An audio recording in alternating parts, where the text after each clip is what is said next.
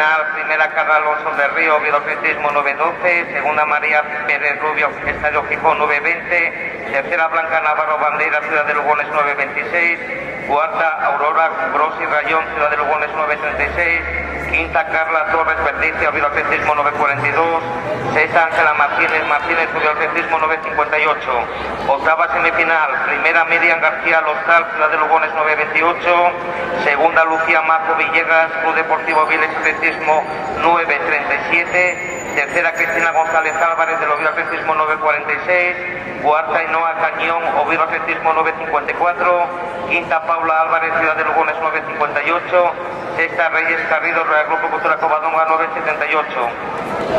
Semifinal 9, primera Natalia Fernández del Oviedo Atletismo 891, tercera Karine Yosín, Club Deportivo Avilés Atletismo 895, cuarta Micaela Pérez del Estadio Gijón 915, quinta Álvaro Rionda del Oviedo Atletismo 996, sexta Sila Solís, Real Grupo Cultura Covadonga 1000.